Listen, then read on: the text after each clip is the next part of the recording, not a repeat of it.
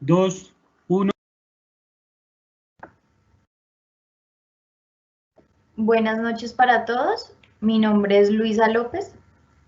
Soy la abogada de Colombia Tributa y hoy estaré acompañándolos como moderadora en representación de la firma y de GDC Global que participaron en nuestra organización.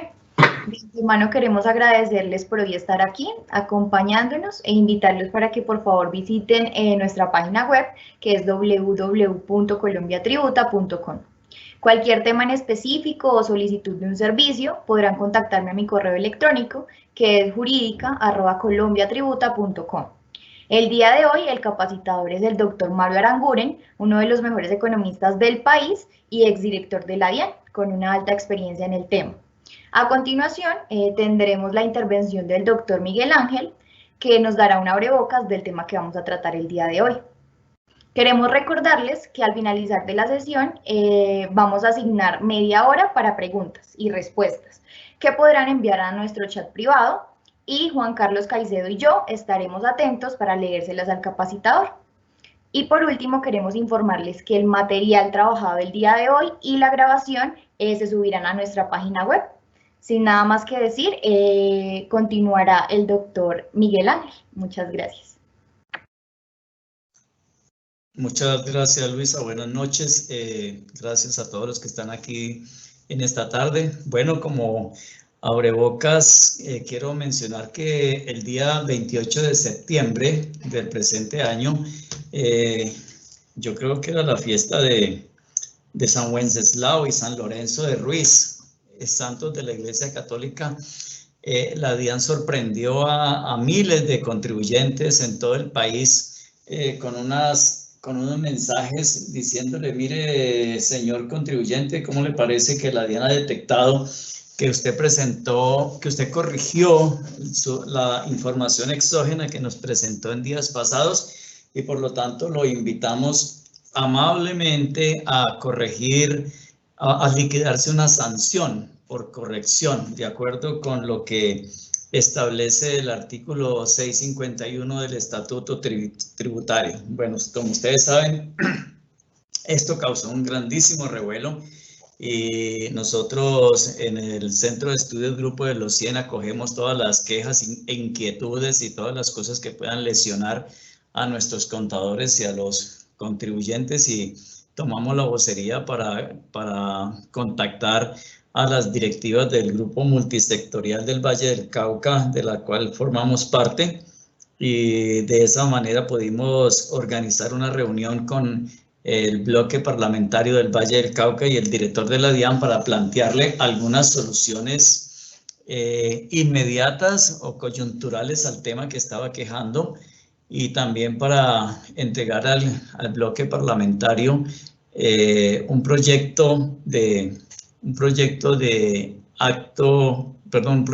ley con el cual se pretende modificar este artículo 651 del Estatuto Tributario, que es altamente gravoso, es lesivo, es confiscatorio, tiene todas las cualidades malas que se le puedan achacar a una ley. Yo he dicho por allí que es uno de los artículos más tenebrosos y de que más miedo le tenemos los contadores y los contribuyentes de todos los que tiene el Estatuto Tributario.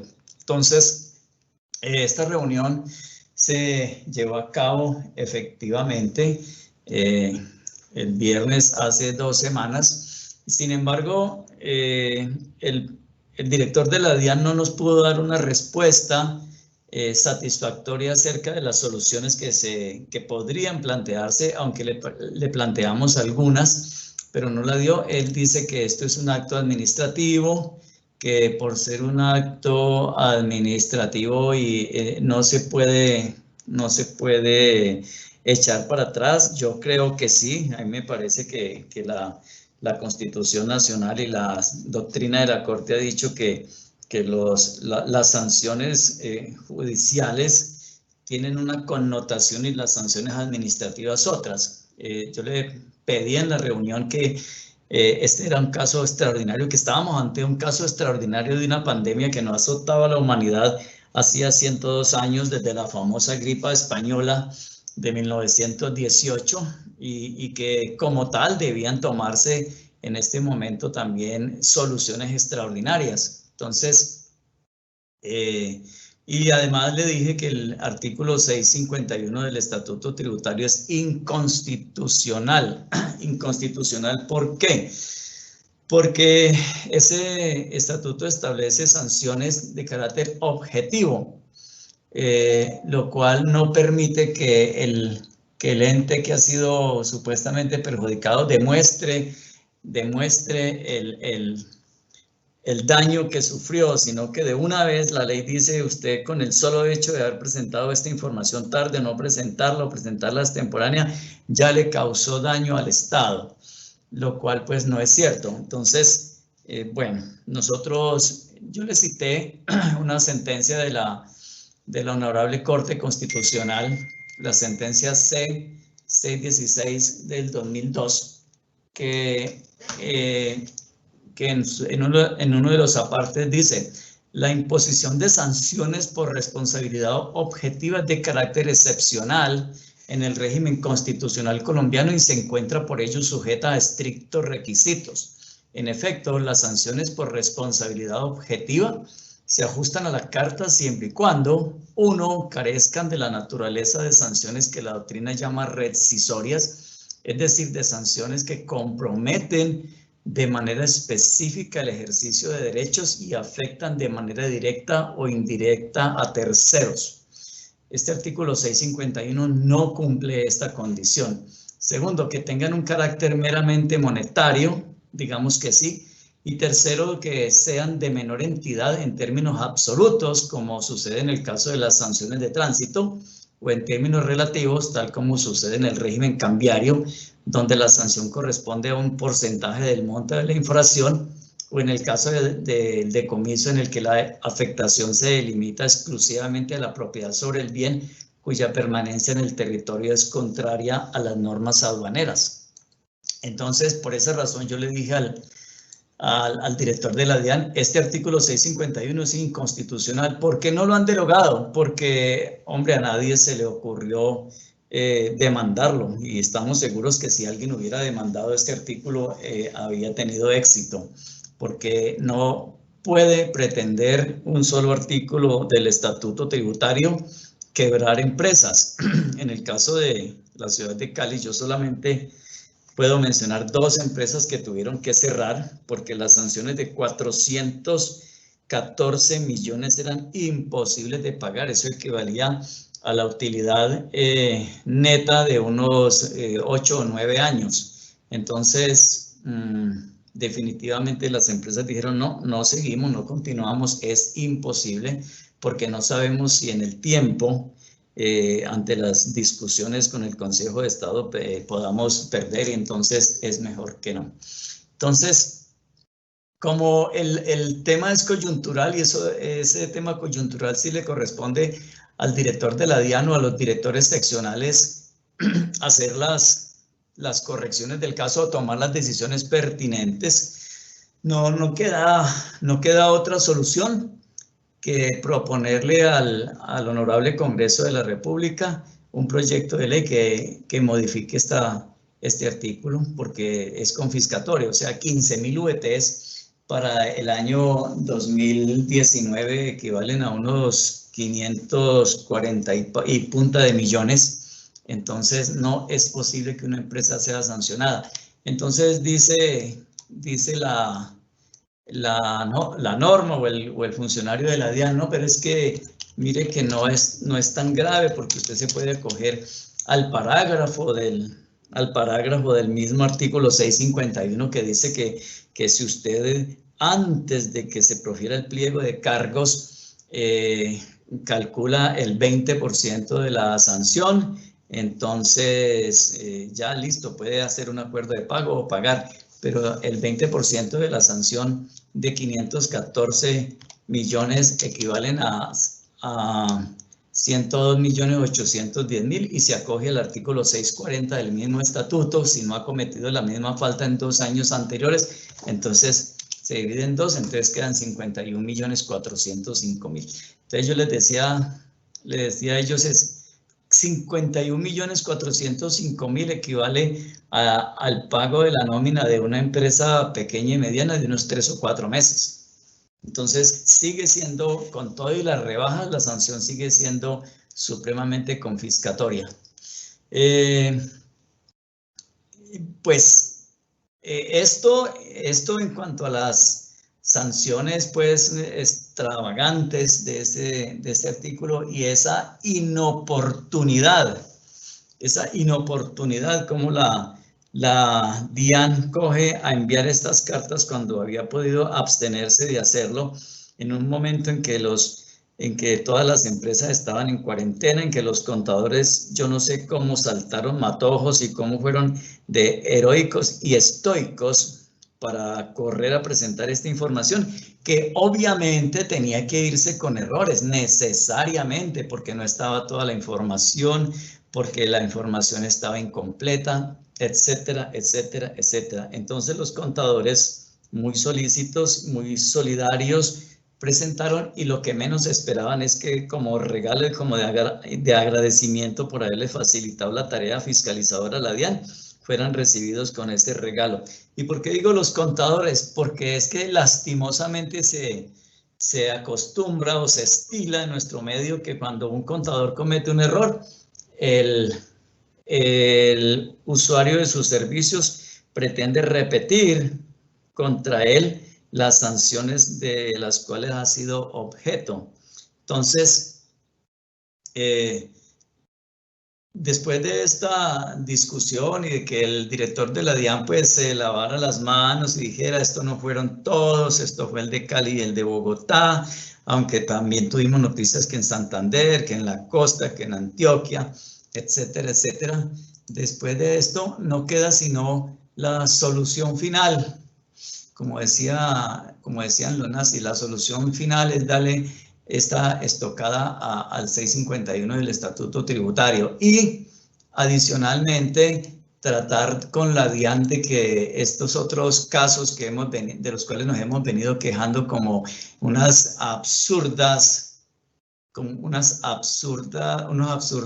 requisitos para acceder a la devolución de saldos a favor, eso debía eliminarse porque son pues tan absurdos como que hasta que comenzó la pandemia el 1220 podía ser firmado por el contribuyente cuando no estaba obligado a tener revisor fiscal y resulta que de un momento a otro apareció que ya tenía que ser firmado por contador público, así el que estaba haciendo el reclamo fuera un pequeño comerciante que escasamente vendía 5 o 10 millones anuales.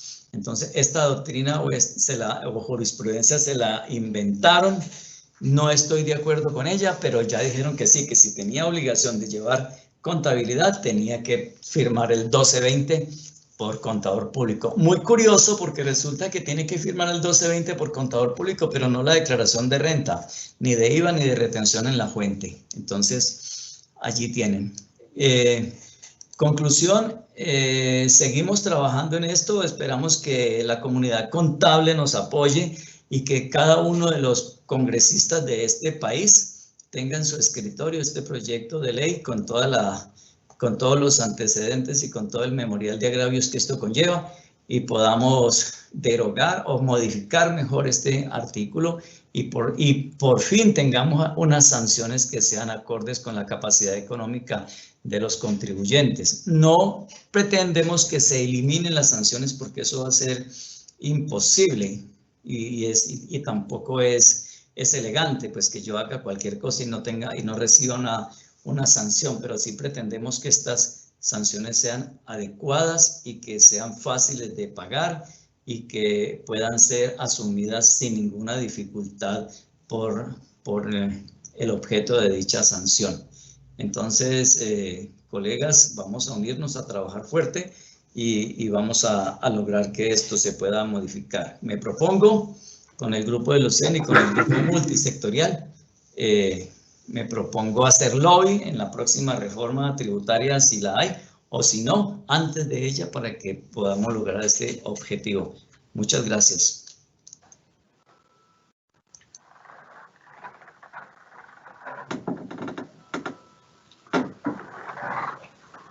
Bien. Bien. Buenas noches a todos. Mire, vamos a hacer como un recuento y hablar un poco del tema que nos reunió esta noche, que es el régimen sancionatorio en general y sobre todo digamos, los principios que rigen el sistema sancionatorio en Colombia, en nuestra legislación. Y adicionalmente, pues vamos a hacer como una mayor extensión al tema del principio de lesividad y específicamente los efectos que tiene el artículo 651, que es el que impone las sanciones, el que deriva las sanciones para infracciones a la entrega de solicitud de información exógena con errores o de forma extemporánea. Entonces, primero de todo, vamos a hacer un repaso rápido de los principios del régimen sancionatorio. Entonces, vamos a hablar un poco del artículo 197 de la ley 1607 del 2012. Era de ley. Entonces, la reforma del 2012, que fue la ley 1607, presentó en el artículo 197 un decálogo de los principios que inspiran o a las que tiene que detenerse el sistema o el régimen tributario nacional para la imposición de las sanciones. Entonces, el artículo 197 de esa ley, de la 1607 del año 2012, mencionaba esos principios. Digamos, independientemente de que los hubiera mencionado, digamos, llamaba la atención primero que no se hubieran incorporado ese artículo en el estatuto tributario. Quedó solamente en la ley. No fue adicionado al estatuto tributario. Pero la ley ordenaba o sentaba como un precedente diciendo que el régimen sancionatorio se deberían imponer, digamos, todas las sanciones o las infracciones al sistema tributario en general, pues se debían imponer teniendo en cuenta los siguientes principios, y empezó a enumerarlos y a definirlos. Legalidad. Serán solamente investigados los contribuyentes, sancionados por comportamientos que estén taxativamente descritos como faltas en la presente ley. Lesividad, el que más nos interesa. Esa falta será antijurídica cuando afecte el recaudo nacional, y lo pongo ahí en rojo, cuando afecte el recaudo nacional. Favorabilidad, que en materia sancionatoria la ley permisiva o favorable, aun cuando sea posterior, se aplicará de preferencia la restrictiva o desfavorable. Proporcionalidad, que la sanción corresponda a la gravedad de la falta cometida. Gradualidad, aplicada en forma gradual, de acuerdo con la falta de menor a mayor gravedad, etc. El principio de economía básicamente es para que todos los procedimientos se adelanten en el menor tiempo posible, con la menor cantidad de gastos para quienes intervienen en el proceso, y que no se exijan más requisitos y documentos y copias de aquellos que sean estrictamente legales y necesarios. Eficacia. La administración removerá todos los obstáculos del orden formal, evitando decisiones inhibitorias. Imparcialidad, que garantice los derechos de todas las personas que intervienen en los servicios sin ninguna discriminación. Se hará el mismo tratamiento a todas las partes. Aplicación de principios e integración normativa. Lo que quiere decir es que la aplicación de las sanciones en general del régimen prevalecerán en todo momento los principios rectores que están contenidos en la Constitución política y en las diferentes leyes. Esos principios, aunque fueron enunciados por la ley, pues explícita y taxativamente están incorporados dentro del Código del procedimiento civil y en lo contencioso administrativo, y aún en la Constitución, por supuesto, en la Constitución política. Pero aterricemos un poco el tema al principio de lesividad. Y más bien vayámonos por el inverso. Digamos, primero precisemos qué es no lesividad. ¿Qué es no lesividad? No lesividad es aquello que no le haga daño a alguien. Y si no le hace daño a alguien, no puede ser castigado por la ley. En un delito debe existir un bien jurídicamente lesionado para que sea delito. El Código Penal colombiano, que es la ley 599 del año 2000, en el artículo 11 señala, para que una conducta típica sea punible, se requiere que lesione o ponga efectivamente en peligro, sin causa justa, el bien jurídicamente tutelado por la ley penal, o sea, protegido por la ley.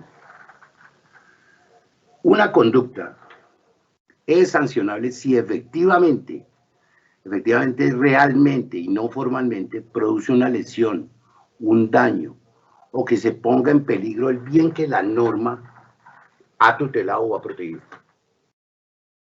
Existen muchas teorías respecto al tema de la lesión. En la medida que un sujeto, una persona, pueda disponer de su derecho individual, el consentimiento de los individuos tiene un rol preponderante a la hora de definir cuáles conductas se consideran lesivas. Si existe un consentimiento de la víctima, el Estado no puede abrogarse el derecho a sancionar. Pues digamos, en ese caso lesionaría el derecho que tiene una persona, un individuo, a la determinación de su propio modelo de vida. Eso está basado en el principio de reserva. Pues la conducta no produce daño al bien jurídico protegido. Obviamente, existe un límite en la definición de conductas consentidas. ¿Y cuál es ese límite? El interés general, porque el interés general prima sobre el interés particular.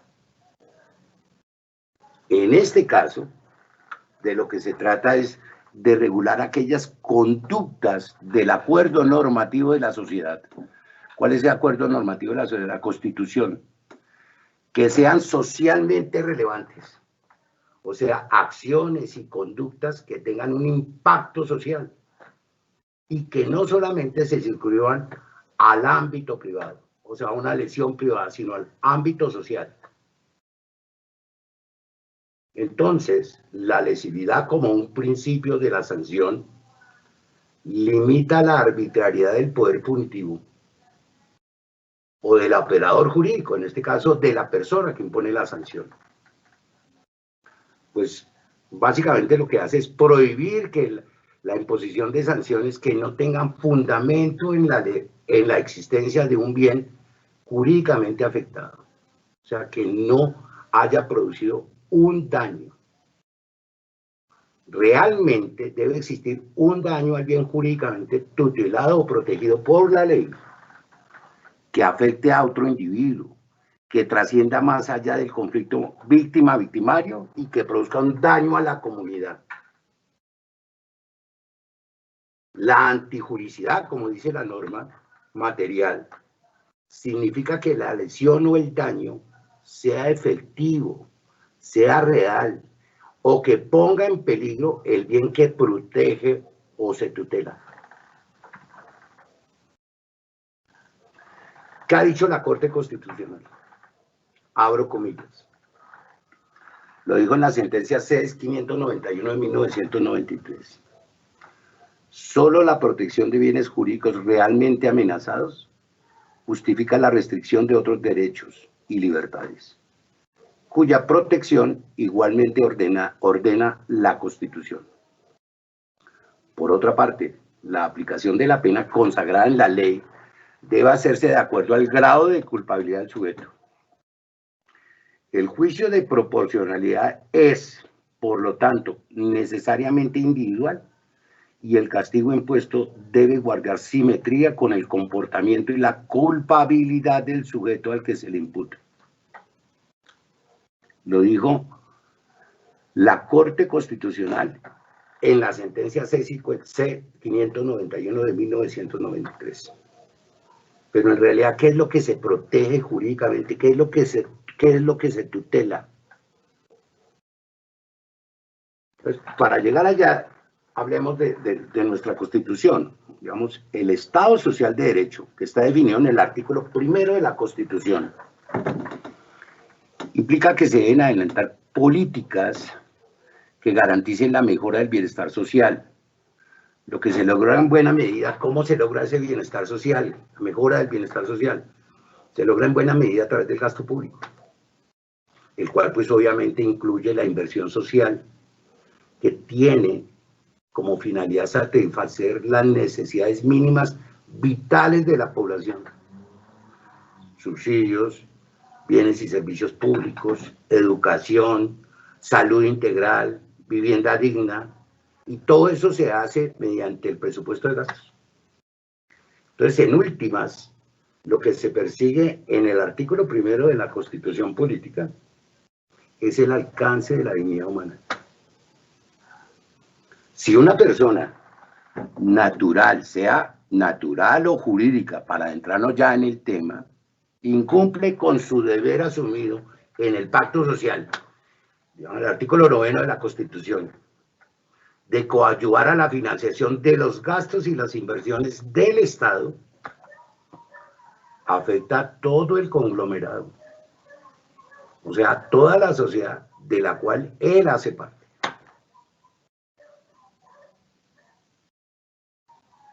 Por esta razón, la regulación del sistema sancionatorio, del régimen sancionatorio, es preponderante en la estructura tributaria, pues es el mecanismo coercitivo ante el incumplimiento de las obligaciones tributarias, sean estas sustanciales y o formales. Pero no solamente se trata de acrecentar las arcas públicas y acceder con la información necesaria para el debido control y el recaudo de los impuestos, de las tasas, de las contribuciones, cuyo fin es estrictamente económico, sino que esos recursos son las inversiones sociales necesarias para que el país alcance el Estado Social de Derecho que señala la Constitución Política, con atención a la dignidad humana. O sea que tiene una finalidad, aparte de la económica, una finalidad social. Entonces, las repercusiones de un incumplimiento, pues no solamente tienen problemas económicos, sino tiene efectos sociales. Ante la vulneración de este mandato constitucional, pues el infractor debe ser requerido, obviamente, y sancionado, pero si hay lugar a ello.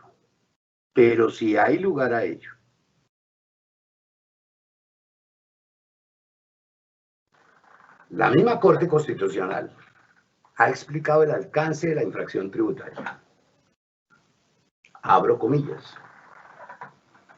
El término infracción tributaria encierra tanto el desconocimiento de normas que regulan el deber de tributar, son las obligaciones tributarias sustanciales,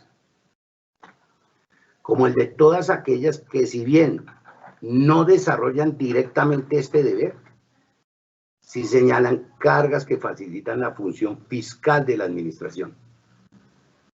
Obligaciones tributarias formales, que son obligaciones accesorias o secundarias a la del carácter sustancial y pueden consistir en obligaciones de dar, hacer o no hacer.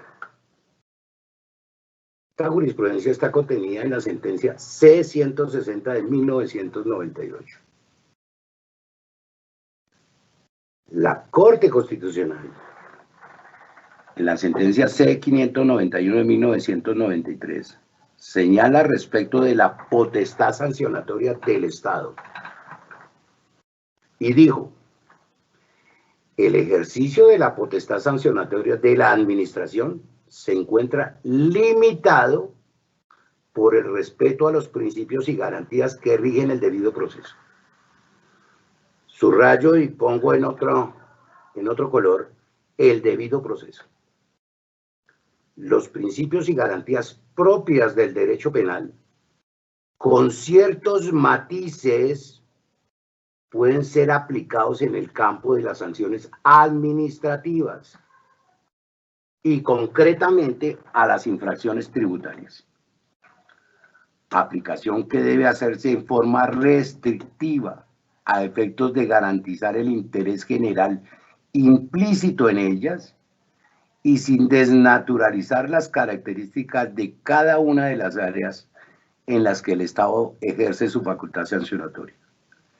En conclusión, dice la Corte, los principios que inspiran el debido proceso tienen aplicación en el campo de las infracciones administrativas, incluidas las tributarias, aplicación que debe considerar los intereses generales del Estado y los individuales del administrado. Básicamente, destaco que utiliza elementos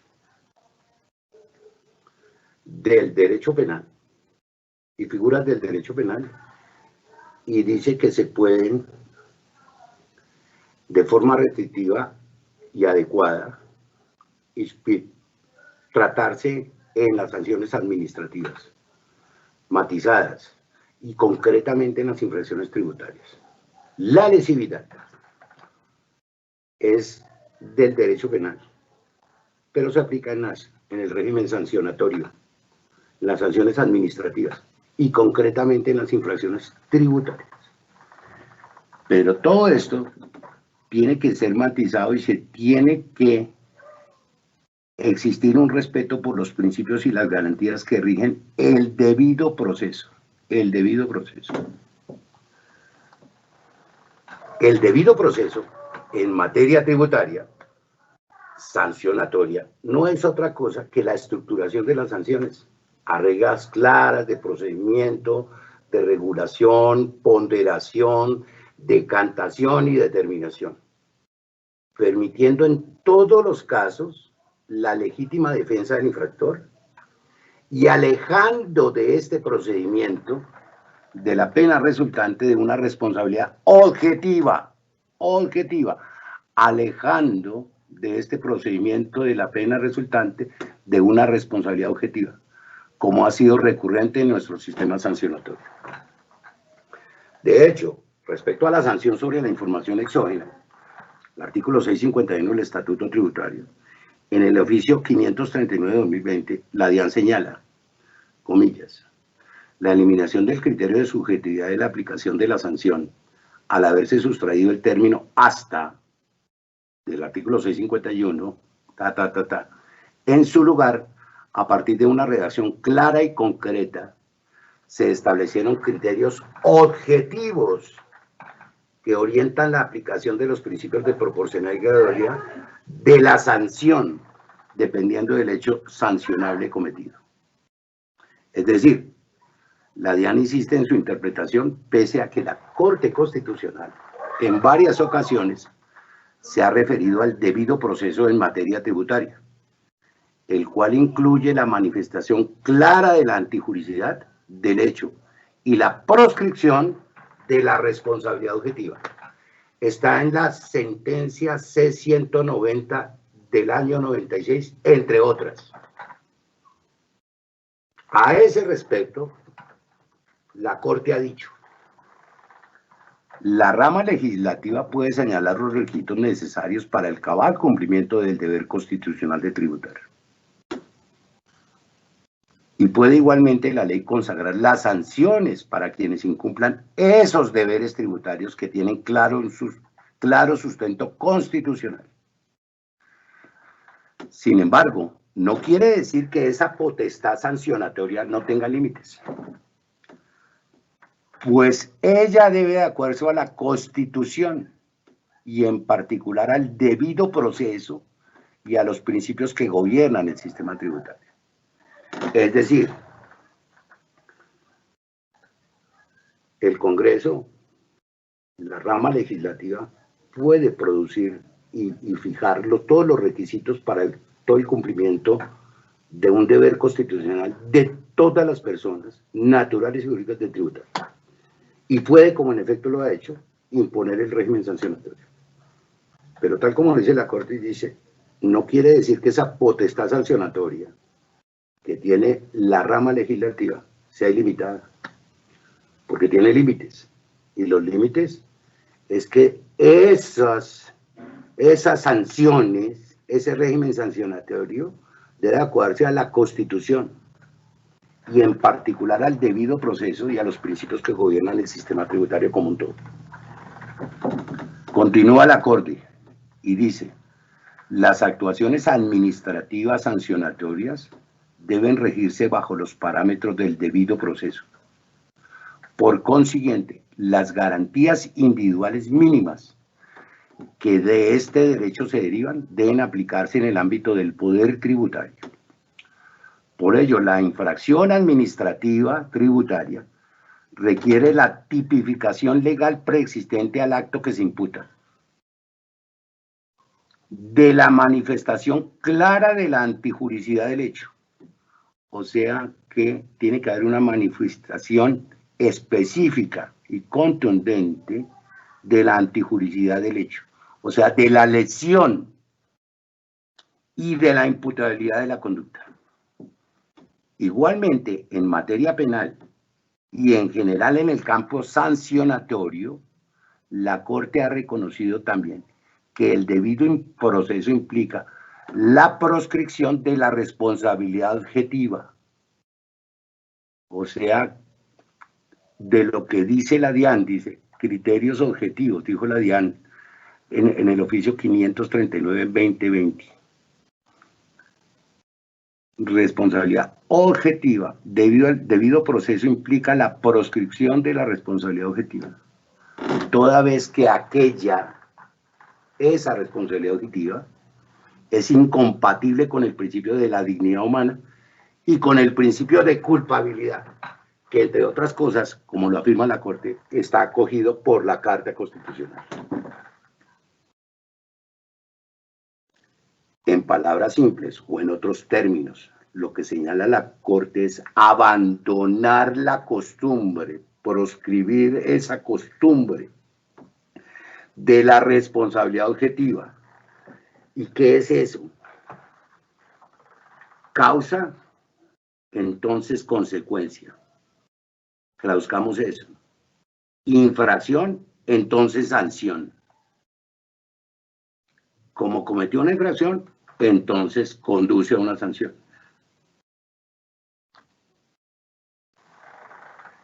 El régimen sancionatorio de lo que dice la Corte Constitucional debe responder a causa, daño, consecuencia.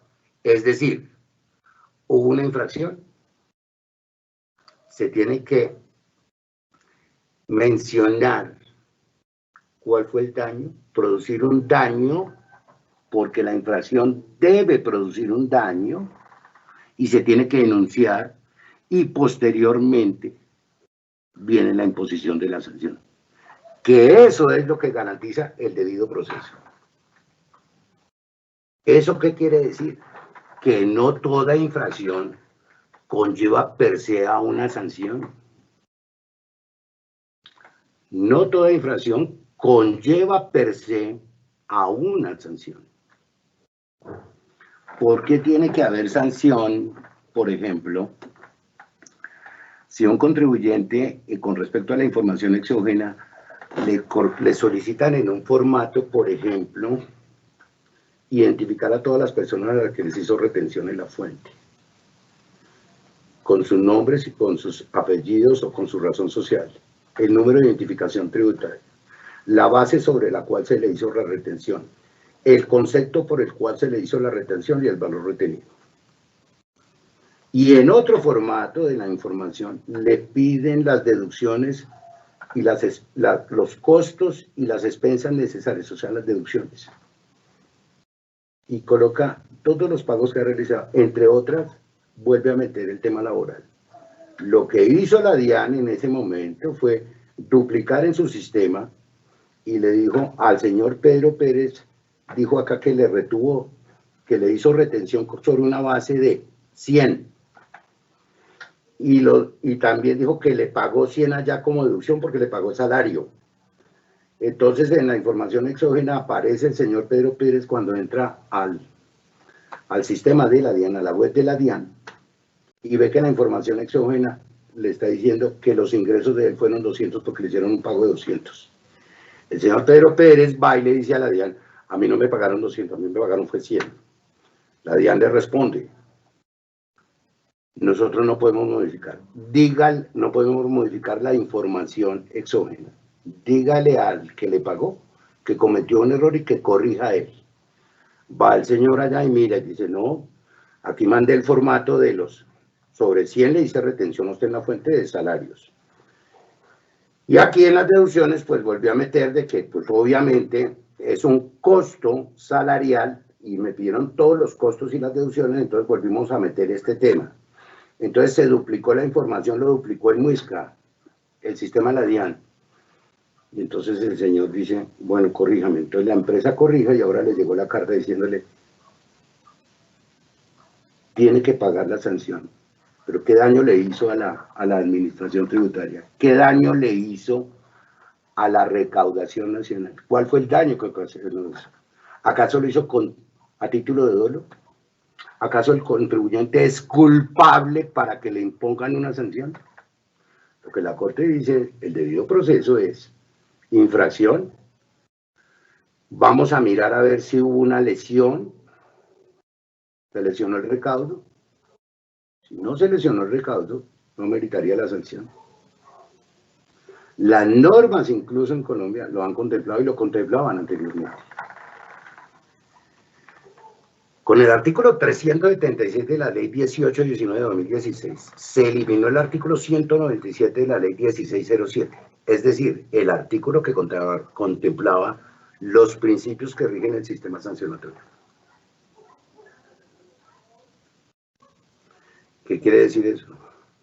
O sea, ¿se derogó como derogar una renta exenta? Como cuando se deroga un numeral o un literal que resultó inocuo por una reforma tributaria.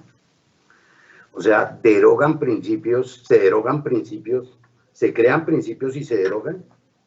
Pero si no fueron creados los principios están explícitos e implícitos en la constitución política de este país, en la jurisprudencia,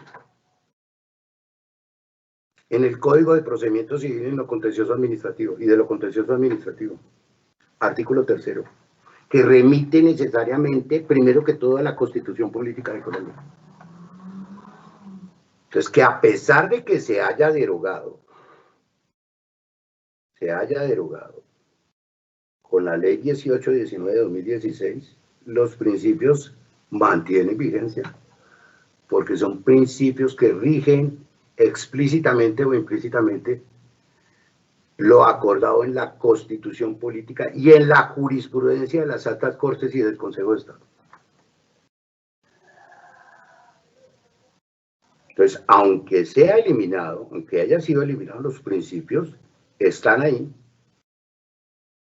No pueden eliminarse principios así nomás porque son del orden constitucional. Son jurisprudencia de las altas cortes, que además están contenidos en el Código de lo Contencioso Administrativo, en el Código de Procedimiento Civil y de lo Contencioso Administrativo, artículo 3. Pero además fue definido el principio de lesividad a cualquier incumplimiento de las obligaciones tributarias. Artículo 282 de la Ley 1819 de 2012, que modificó el artículo 640 del Estatuto Tributario. Redefinió el principio de lesividad.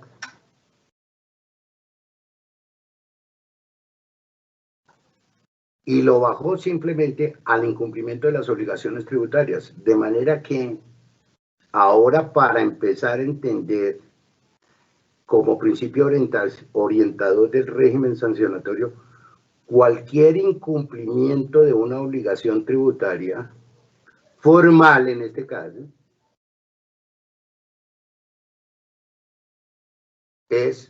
hay lesividad.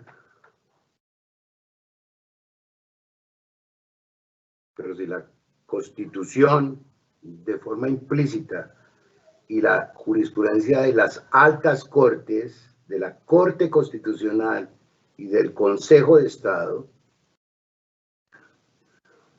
está explicado de otra manera cómo existía. La lesión era el daño, el daño al recaudo. Se lesionó un daño a lo que jurídicamente se protegía.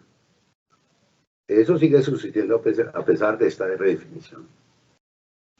Y los principios de legalidad, de economía, de eficacia, de imparcialidad y de integración normativa desaparecieron de la norma que fueron derogados. Entonces, con independencia de la derogatoria, los principios mantienen su vigencia y aplicación, pues se encuentran reconocidos en la Constitución, en el Código de Procedimiento Administrativo y de lo Contencioso, en la jurisprudencia de las altas cortes, de la Corte Constitucional y del mismo Consejo de Estado. No puede desaparecer los principios como desaparece o como se deroga un artículo de una renta exenta en materia tributaria. Son principios constitucionales.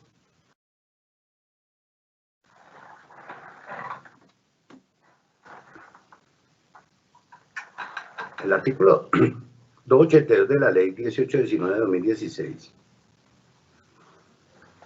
una vez derogada los principios en la ley, en la reforma del artículo 197 del 2012,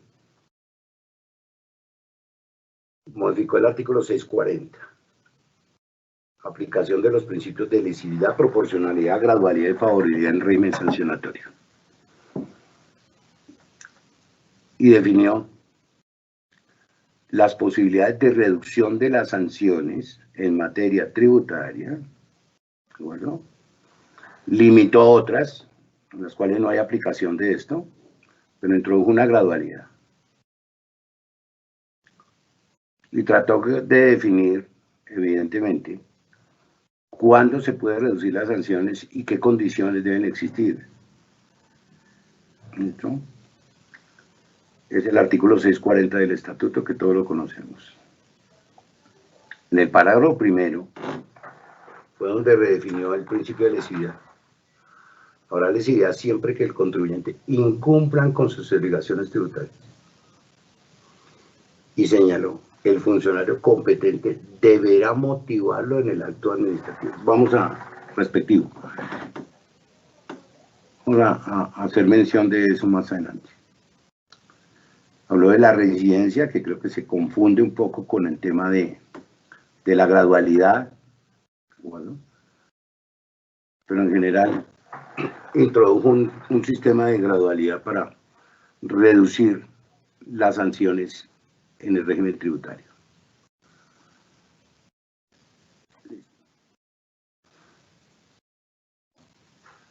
Vamos a la sanción específica del artículo 651.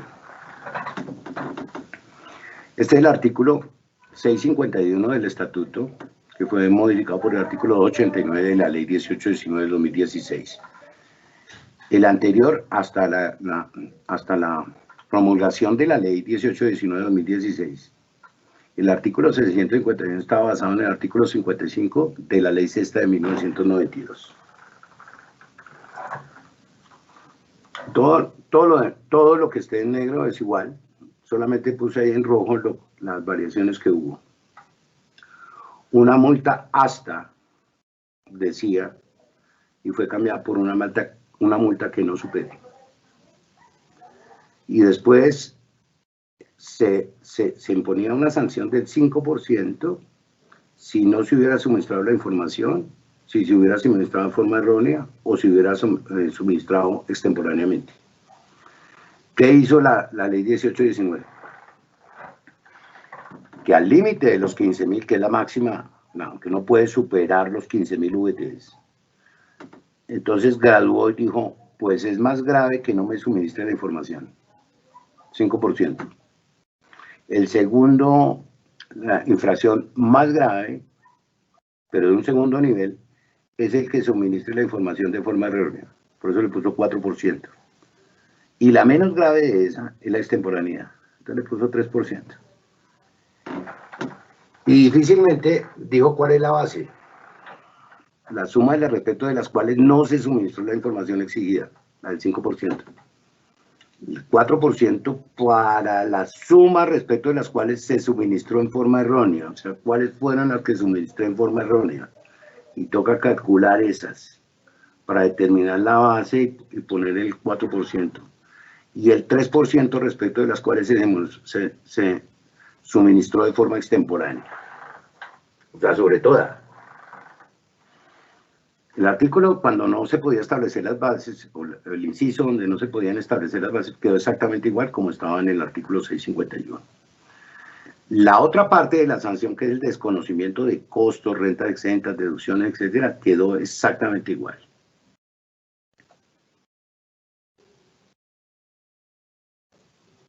Contemplaba el artículo 651 que la sanción, basado en la ley sexta de 1992, se podía reducir al 10% si se subsanaba el tema de la información exógena antes de que se notificara la imposición de la sanción. Hoy en día se puede reducir, pero hasta el 50%. Y al 20% decía la norma, al 20%, si la omisión se subsanaba entre los 2 meses siguientes de que se le hubiera notificado, o sea, con ocasión al recurso. Hoy en día se puede reducir, pero al 70%, o sea, disminuye un 30%. ¿Listo? El parágrafo dice: el obligado a informar podrá subsanar de manera voluntaria las faltas de que trata el presente artículo antes de que la administración profiera el pliego de cargos, en cuyo caso deberá liquidar y pagar la sanción que señala el presente artículo, reducida al 20%. Las correcciones que se realicen de la información antes del vencimiento del plazo para presentar la información no son objeto de sanción. Si no son objeto de sanción en las declaraciones, pues también en la información exógena. Ok. Pero ¿qué es lo novedoso de este tema? Digamos, ¿por qué se reformó este artículo? ¿Cuál fue el motivo para reformar el artículo? Ahí están, esa es una presentación más visual de lo que significa la sanción por no suministrar, por suministrarla con errores o de forma extemporánea, en cuanto al porcentaje, más el desconocimiento de costos y gastos, etc. Ok.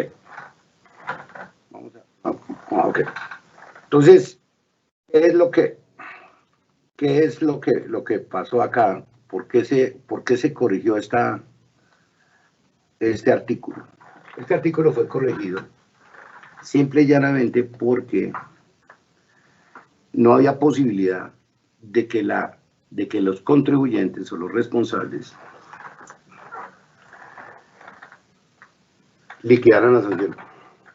Es decir, el artículo decía que la DIAN, la Administración Tributaria, debía corregir, debía imponer la sanción. ¿Por qué? Porque la norma decía hasta el 5% de la suma respecto de las cuales no se suministró la información exigida, se suministró en forma errónea o se hizo en forma extemporánea. Como la redacción era eso, decía pues hasta el 5%. Entonces el contribuyente decía, bueno, yo voy a corregir, pero ¿qué sanción me pongo? O la presenté de manera extemporánea. Me pongo el 1, me pongo el 2%, pongo el 0.5, pongo el 3%. Entonces obligaba a que la DIAN hiciera un emplazamiento, imputara cargos, notificara un emplazamiento de cargos y adicionalmente pusiera la sanción. Entonces, obligaba a actuar a la Administración Tributaria. esa fue la razón por la cual se varió el artículo 651. Porque ahora le dice, liquide usted. Entonces lo puede hacer porque le digo, lo volvió objetivo. Simplemente si usted presentó la declaración extemporáneamente, se liquida el 3% sobre los valores que diga la información exógena. Si le cometió errores, entonces sería el 4%.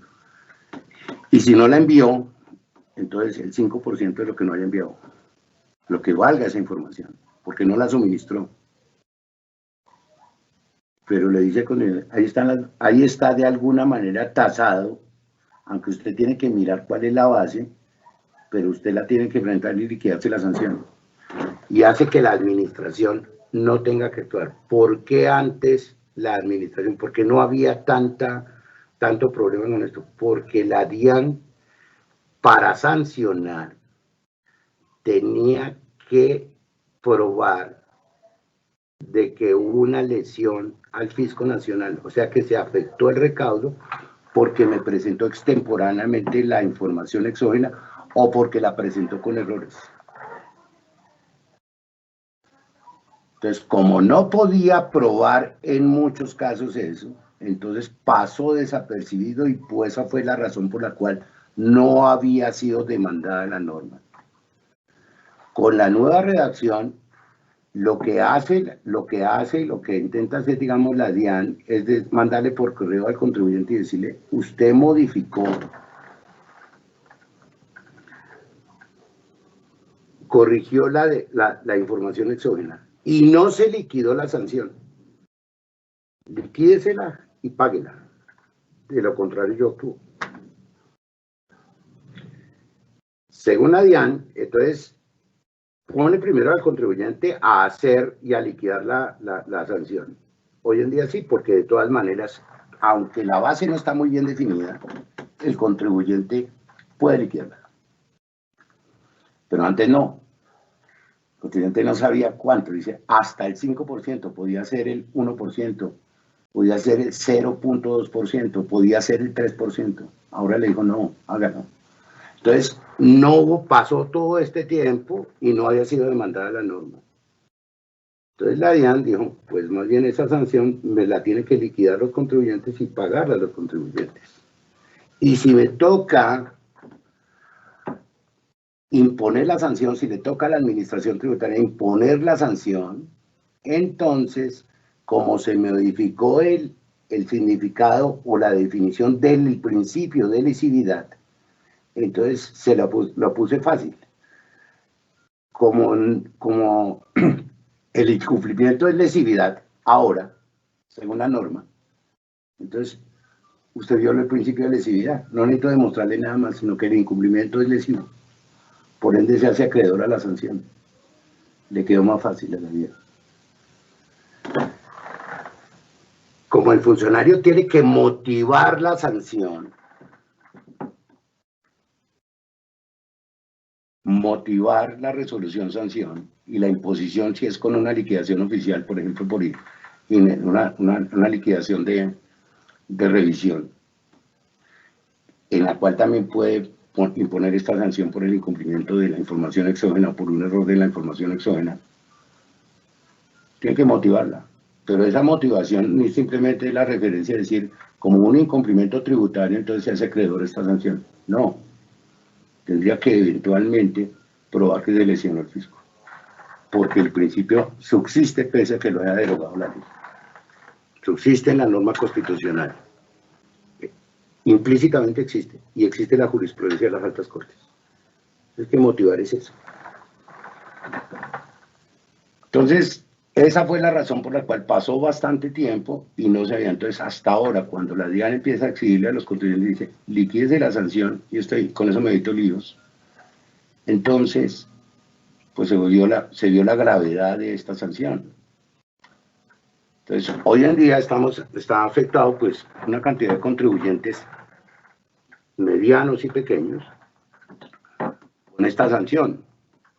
Digamos, aquí en este se ve claramente, en esta diapositiva, le dice, pues, antes de que la DIAN notifique el pliego de cargos, ¿qué es lo que pasa? Entonces, el máximo de la sanción son 15.000 VTs. Esos son 534 millones de pesos hoy en día. Redondeando ese tema, son 534,105. Si se usana voluntariamente el contribuyente, entonces por aplicación del mismo artículo 651, la sanción se reduce al 20%. O sea, queda en el 20%, se redujo un 80%. De 534 quedamos en 106 millones de pesos. Aplicando el artículo 640 de la gradualidad en las sanciones, podría reducirse un 50%, un 50% si no ha cometido la sanción en los últimos 2 años y no le han notificado pliego de cargos, ni requerimiento especial, ni emplazamiento por no declarar. En ese caso, puede reducirse y lo del 20%, o sea, los 106 quedan en el 10%, daría 53.400.000 pesos. Efectivamente, como dice la misma DIAN, pues eso pues se redujo, en general se podría reducir de 534 a 53 millones de pesos, eso es una reducción del 90%, pero esa reducción a 53.400.000 pesos, en este caso, en este ejemplo nomás, significa para muchos contribuyentes más que su patrimonio, o el doble de los ingresos. Los contribuyentes, empresas pequeñas y medianas. Ahí está todo. Después de que la DIAN proponga y liquide la sanción, o sea que notifique pliego de cargos y aún la imponga, pues las reducciones van a ser menores. Entonces ahí se puede ver con aplicación del artículo 651 y el de gradualidad del artículo 640. Entonces, actualmente, esta sanción, digamos, el problema que hay es que la sanción y la afectación que tiene muchos contribuyentes, que la DIAN está exigiendo su liquidación y pago al contribuyente, sin que esperando que la administración tributaria no actúe, porque esa actúa tiene que demostrar que hubo un daño, que hubo una lesión, pese a que el principio de lesividad fue definido nuevamente en la ley. Pero el principio no se puede definir porque el principio está implícito y explícito en la Constitución y en la jurisprudencia de la Corte Constitucional y aún en el Consejo de Estado. Si bien el parágrafo primero del artículo 640 del Estatuto exige que el funcionario motivar la sanción del respectivo acto en la que le está imponiendo la sanción, desde nuestro punto de vista tal motivación debe manifestar explícitamente la antijuricidad, es decir, el daño que generó la conducta, o sea, la infracción.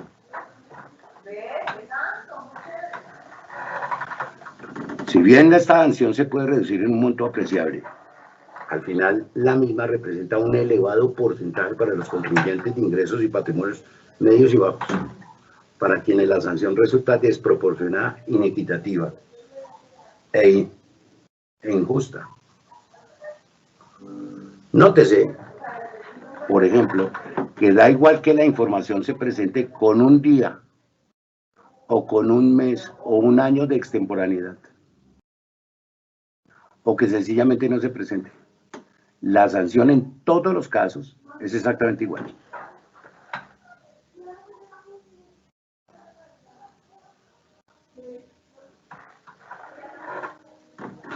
Respetando el debido proceso, todas las sanciones deben tener como finalidad motivar el cambio de conductas y no una finalidad resarcitoria, pues la misma es, como en este caso, se convierte en un castigo para los contribuyentes. Entonces, no guarda proporcionalidad, digamos, la extemporaneidad de una declaración, la sanción por extemporaneidad de una declaración, está atada al impuesto en términos generales. 5% sobre el impuesto a cargo, por cada mes o fracción de mes, hasta que llega al 10º mes, luego se vuelve 100% y no puede pasar de ahí. En esta hay una desproporción porque no ligó una cosa con otra. Es como un hecho aislado. Entonces se le convierte en una sanción gravosa porque da lo mismo presentar la declaración con un día de retraso, ¿sí? Hacerse acreedor a esa sanción por un día de retraso o por un mes o por un año simplemente no presentarla. No tiene lógica. Esa sanción puede resultar en el doble o el triple del patrimonio del pequeño contribuyente. Es bien gravosa, injusta y desproporcionada. ¿Cuál es la solución de esto? Miguel Ángel lo ha dicho. Está en la normativa tributaria. Esta norma debería ser demandada. No fue demandada simple y llanamente porque la DIAN no actuaba. Y los contribuyentes no podían liquidarse esa sanción simplemente porque no sabían a cuánto correspondía la sanción. Entonces era una sanción, quedaba en una sanción teórica. En general, en términos generales, a algunos contribuyentes, a unos pocos contribuyentes resultaron sancionados. Hoy en día, lo que demuestra es que hay problemas en la información exógena. Hay problemas en la información exógena. Por la forma como se exige o la cantidad de cosas que se exigen, ¿de acuerdo? Las fallas que tiene el sistema y las exigencias minuciosas que tiene ese procedimiento para cumplir con la información exógena, es muy posible con un elevado nivel de probabilidad que las empresas y los contribuyentes obligados a enviar esa información exógena cometan errores. Sin dolo, sin culpabilidad, se cometen errores. ¿No? Pero con esto y con la objetividad que trató de darle la nueva norma, es sancionado de una manera drástica todos los que cometan esto. Pero además muy fácil, porque tienen que liquidarse de ellos y pagar sin que actúe la administración tributaria. Porque donde actúe la administración tributaria y no justifique bien la imposición de la sanción, por la lesividad que pudo haber tenido esa infracción, es susceptible de una demanda y puede caerse en una demanda. Entonces, lo mejor era que los contribuyentes se liquidaran la sanción, etcétera, y lo volvieran de una manera mucho más objetiva. Entonces, era fácil para la DIAN hacer eso. Y el resultado fue este. Entonces, ¿quiénes se están quejando de esta sanción? Pues, por supuesto, no las grandes empresas. Por supuesto que no las grandes empresas. Pues para una gran empresa, digamos, este tema de la sanción significa un pago que no debería haber sucedido. Y sucedió, pero lo puede reducir. Y eso puede significar, digamos, pero muy poco con respecto a los ingresos y al patrimonio que tiene esa gran empresa. Para un pequeño y un mediano contribuyente, esto puede ser la vida de la empresa. Esta sanción puede ser la vida de la empresa. Y Ángel lo decía ahora, cuando iniciamos. 2 empresas del Valle en estos días cerraron, porque la sanción les quedó casi en 400 millones de pesos.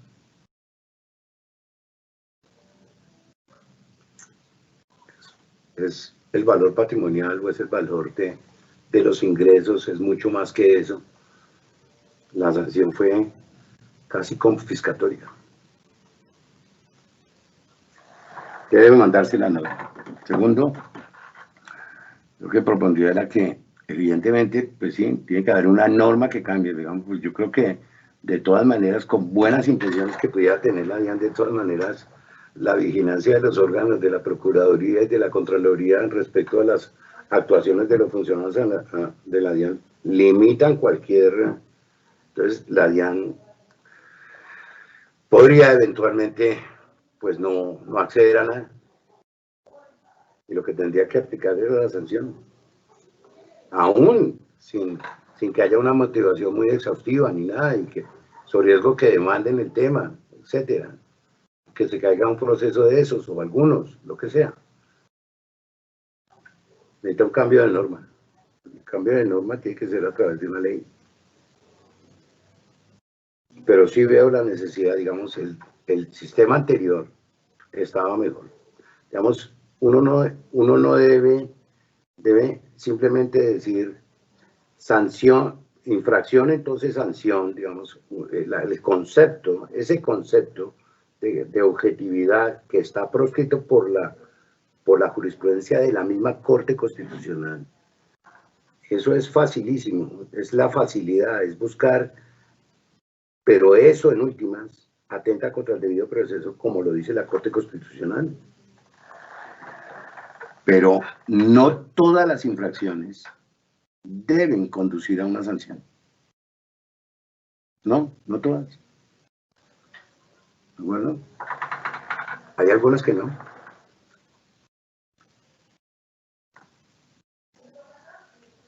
La Corte Constitucional, en una de las sentencias que cité ahí,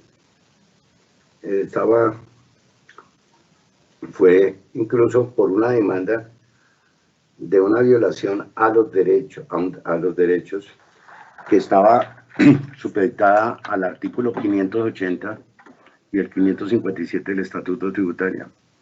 Era respecto a las declaraciones que se entienden por no presentadas en el lugar donde se debe presentar, porque no existía o porque no la firmó la persona que debe firmar. Digamos, el incumplimiento de eso, esa infracción, ¿listo?, acarreó una sanción en el ordenamiento normal y objetivo que pregona el sistema tributario, o que tiene el sistema tributario sancionatorio en Colombia. La persona estaba secuestrada y no pudo presentar la declaración en el lugar que había establecido, y la DIAN lo sancionaba. La Corte se repronunció respecto a eso y dijo, aquí está claro que lo objetivo no procede. Que tiene que haber una infracción, pero que tiene que analizarse la culpabilidad, el dolo, y que se haya lesionado, haya producido una lesión, que se haya afectado, y después sí proferir la sanción. Pero si no hubo nada de eso, no puede proceder la sanción. Entonces, pruebas de que esta objetividad es evidentemente contraria a la jurisprudencia y a los principios explícitos e implícitos del Estado de Derecho definido en la Constitución Política, y todas las garantías individuales y todas las garantías del debido proceso, pues evidentemente es un llamado de atención, y uno se pregunta, ¿dónde queda la jurisprudencia? ¿Dónde queda entonces la jurisprudencia? O sea, ¿para qué sirve? En nuestro país, ¿para qué sirve? Los common law lo tienen los países, muchos de los países de habla inglesa, principalmente, que vienen del Reino Británico, Gales, Escocia, toda lo que es la Gran Bretaña, los Estados Unidos de Norteamérica, con algunas excepciones, como por ejemplo el estado de Luisiana, Canadá, algunos países de Oceanía. En los otros países prima el derecho continental, pero en esos países de habla inglesa, la jurisprudencia es la norma. Entonces, uno se pregunta aquí, ¿para qué sirve entonces la jurisprudencia? Pues eso tiene que ser absolutamente respetado. Hay una violación flagrante acá, entonces, pues en cada momento toca volver en las demandas, etcétera, toca volver a decir que hubo una violación al debido proceso y que etcétera, etcétera, para que lo escuchen, pero solamente es un caso si no se hace caso de esa jurisprudencia. Cada uno interpreta como quiere. Entonces yo creo que la jurisprudencia y estas cosas, pues, evidentemente, tienen que tener un sustento. Pues, es la Constitución Política. Eso no es despreciable y son los principios contenidos allí. Tenemos que hacerle caso. Digamos, este tipo de sanciones, por ejemplo, en la Gran Bretaña no proceden. Hay que demostrarse que el contribuyente actuó con culpabilidad, con dolo. Que la persona actuó. Eso es parte del derecho. Y procede la sanción. De lo contrario, no.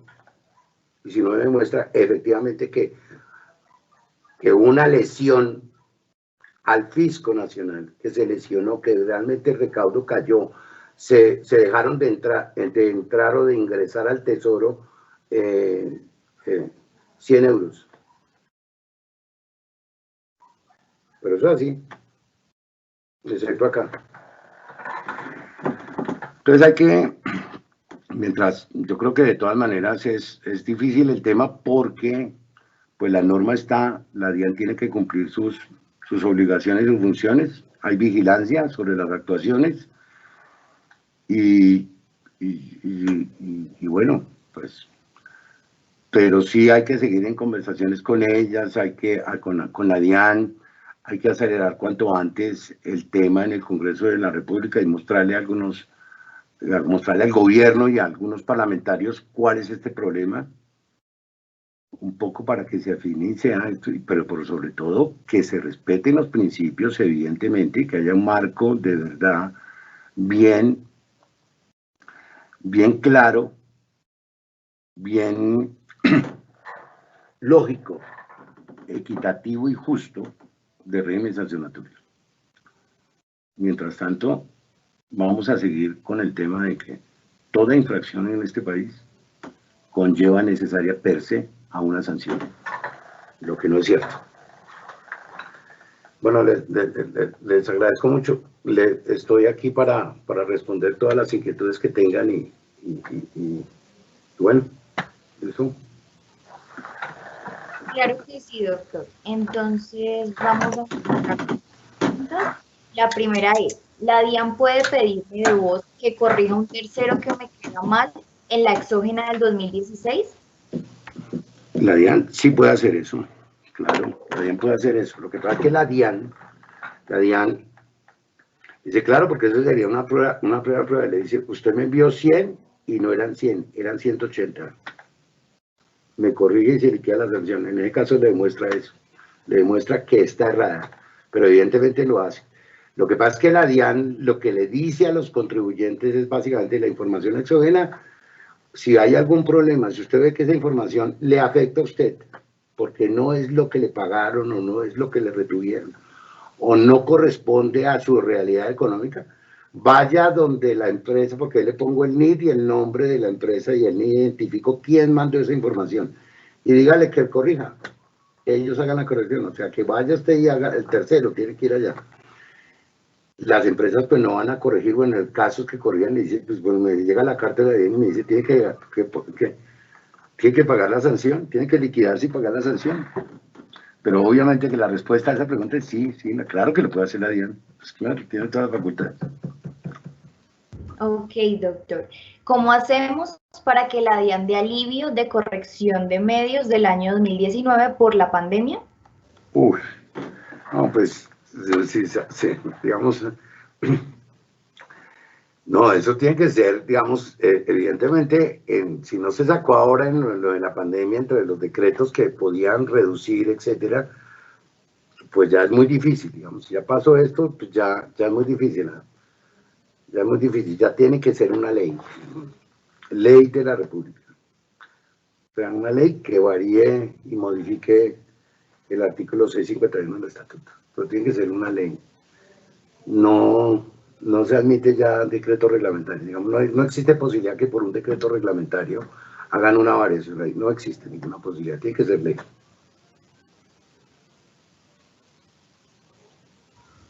Ok. Si recibo una solicitud coactiva de corregir, ¿por qué la DIAN me dice que un proveedor o una factura son falsas y qué debería hacer? Uy, si la DIAN tiene claridad sobre que hay una factura que es falsa, ¿sí?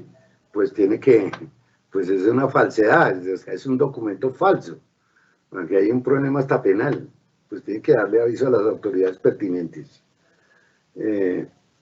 Y bueno, si es así, pues tiene que mirar muy bien ese tema, y si le toca corregir, tiene que corregir, desde el punto de vista, pero lo otro ya es una falsedad, entonces tiene que darle traslado a las autoridades pertinentes, a la Fiscalía, pero adicionalmente, la persona ya desde el punto de vista tributario, pues donde sea así le toca corregir, porque después me tengo un lío. Claro, si la factura es, imagínense, no es lo que estamos hablando. Entonces, si la DIAN tiene plena prueba, pues con mal veras.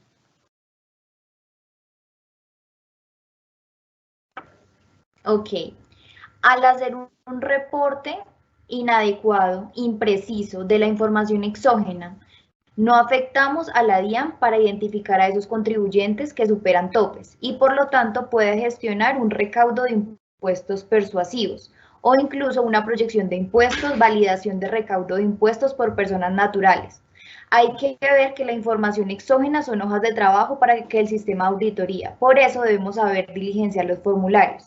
El formato de deducciones, no hay reporte individual, sino confirmación de los renglones de renta por conceptos específicos.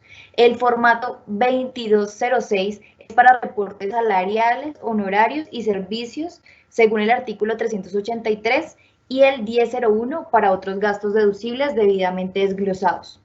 Bueno, esto no es como una pregunta, sino como una precisión. No, es una precisión. Otra. Por favor, volver a poner en pantalla que están hablando sobre eso. Ante esta situación, ¿qué hacer? ¿Cómo iniciar ese cambio o modificación al artículo 651? No, ya, digamos, el artículo 651 tiene que ser, si es modificado, tiene que ser modificado mientras, por ley. No hay otra forma de modificarlo. Mediante una ley, modificar el 51. Ok, buenas noches. Tengo una duda con el artículo 289 de la ley 1819.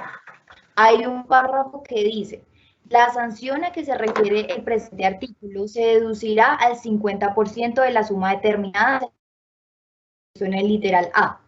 Si la omisión es subastada antes de que se notifique la imposición de la sanción, o al 70% de la suma, si la omisión es subastada dentro de los 2 meses siguientes a la fecha en la que se notifica la sanción. Para tal efecto, en uno y otro caso, ante la oficina que está conociendo la investigación un memorial de aceptación de la sanción reducida en el cual se acredite que la omisión fue subsanada, así como el pago o el acuerdo de pago para la misma. No sé si estoy interpretando mal, pero para mí dice que se puede deducir el 50% y luego el 20%. Y no sé si se puede aplicar la reducción del 640. Ah, sí, claro. Primero reduce como dice el artículo 651.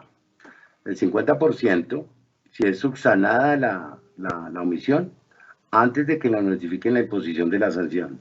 ¿Cómo le imponen la sanción? Pues mediante una resolución independiente. Entonces, antes de que la notifiquen esa resolución, que es la resolución sanción, pues puede subsanar la omisión y se descuenta del 50%. Y después mira el artículo 640 y puede bajar eso del 50% a lo que le corresponda, dependiendo si ha cometido faltas en los 2 últimos años o lo que sea. Vamos, como aquí se muestra, el artículo 640, y entonces dice si no le han notificado pliego de cargos o un requerimiento especial o lo que sea. Si ya le notificaron el pliego de cargos, etcétera, pues ya no se podría reducir el 50% acá del artículo 640 y la infracción solamente quedaría en el 50% de lo que dice el artículo 651. Lo del 70%, o sea, una reducción del 30%, es si subsana la omisión o corrige la información dentro de los 2 meses siguientes a la fecha en que le hayan notificado la sanción. O sea, le notificaron, por ejemplo, la resolución sanción. Entonces, en lugar de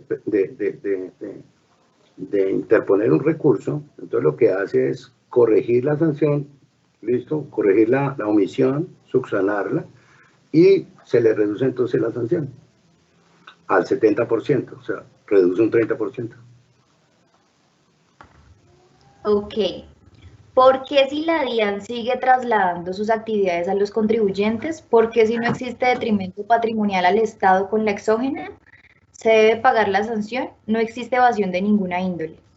Sí, lo que pasa es que pues la DIAN lo que le está dando es la interpretación al artículo, porque como cambió el principio de lesividad, la definición del principio de lesividad, entonces le dice una infracción o una omisión es lesivo. Entonces, si cometió errores, pues tiene una infracción, cualquier infracción que cometa, entonces, en términos del nuevo articulado de la norma, dice, eso es lesividad. Entonces, dice, se hace acreedora a la sanción. O sea, infracción igual a sanción. Es más o menos lo que hace la DIAN. Objetivamente, entonces, listo. Independientemente de lo que hemos dicho y de lo que diga la Corte o lo que haya dicho. Listo, entonces, la DIAN está aplicando esa sanción. Lo que dice textualmente la norma, pero sin mayor decantación de eso, ¿no? ¿Listo? Es así. Ok, doctor. ¿Qué pasará con los contadores que pagamos la sanción por corregir la exógena obedeciendo al comunicado de la DIAN? Es terrible. Pues sí, ese es un problema, es el mismo problema.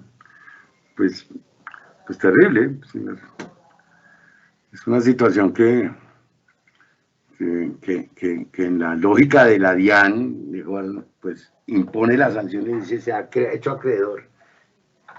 Y nada más. Es absolutamente injusto. Pero bueno, pero es así, es inequitativo, es todo eso, pero es lo que están haciendo ahí es aplicar taxativamente lo que dice la norma objetiva, nada más.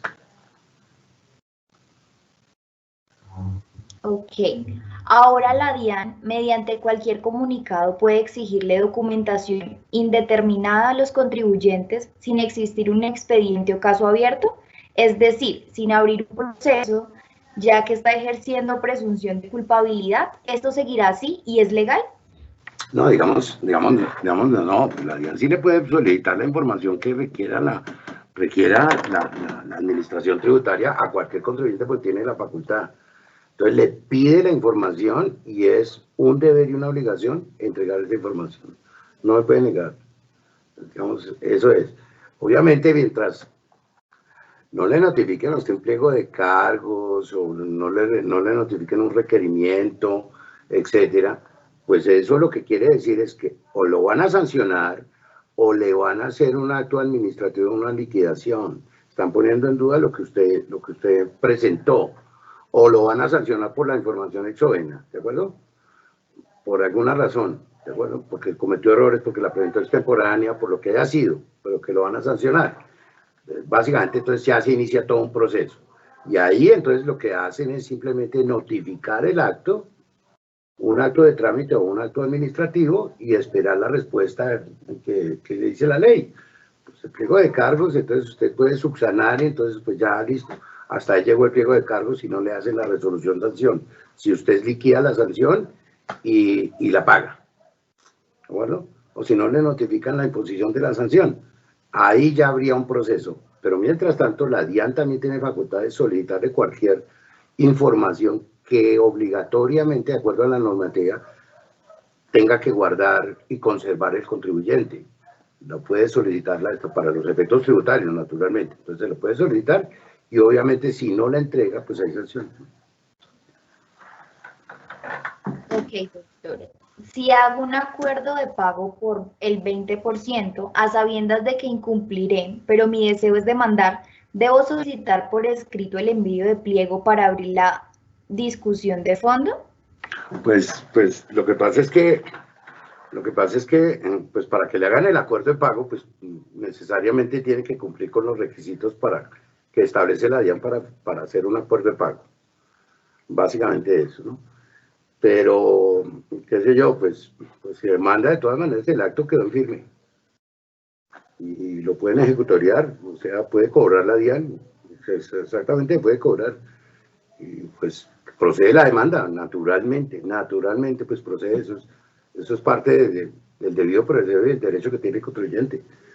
Pero el acto queda en firme y se inicia la labor de cobranza. Ok.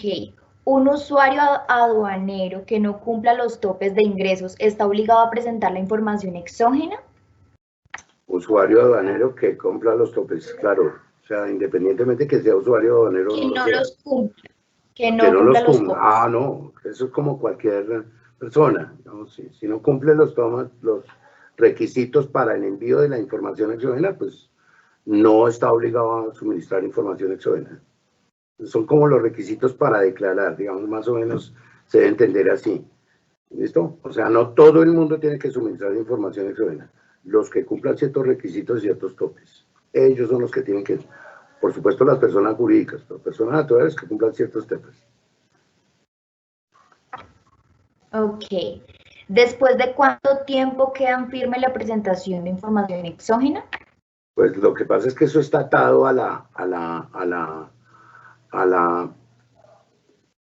firmeza de la declaración de renta. Entonces está atada. Entonces, si queda en firme la declaración de renta, pues ya la información exógena quedaría en teoría en firme. Queda en firme la declaración de renta. ¿Cuándo queda en firme? Pues en los 3 años, después de la fecha de plazo legalmente establecido para la presentación de la declaración. Ok. ¿El pago de esta sanción, según esto, es inevitable o puede presentarse un recurso para ello del año 2018? Uy, no, la sanción es que si no paga, si no liquida y paga la sanción, lo que hace la DIAN, lo que hace la administración, lo que tiene que hacer la administración es notificar un pliego de cargos y después imponer la sanción con una resolución. O sea que, y le sale más costoso, digamos, porque pues el tema que tiene el régimen sancionatorio en Colombia es que cada vez que actúa la administración, pues entonces la gradualidad es menor. O sea, se aumenta la sanción en la medida que la gente le dice, pues antes del pliego usted puede pagar puede reducirse la sanción al 20%, se puede reducir. Pero si es del pliego, la reducción es menor. Y así sucesivamente. Entonces, se la dejan como que la esfera está al lado del contribuyente. Él decide si la mueve o no, si paga o no. Entonces, pero mientras más se demore, pues entonces le sale un poco más gravoso, porque actúa la administración. Entonces, en la medida que actúe mal la administración, pues entonces la reducción es menor. Le sale más gravoso al contribuyente.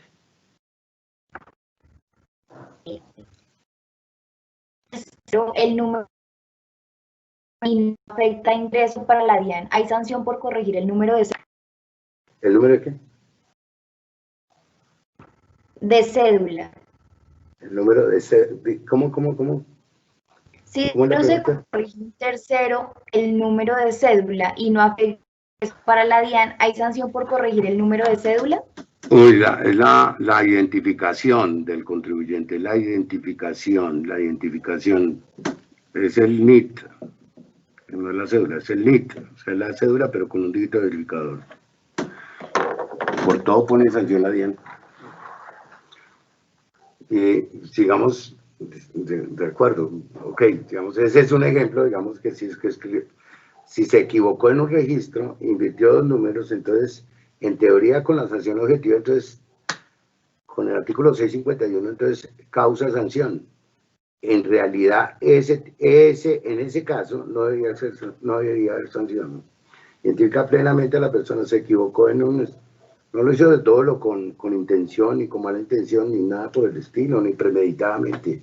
Una equivocación normal. En la antigua normatividad no había sanción respecto a eso.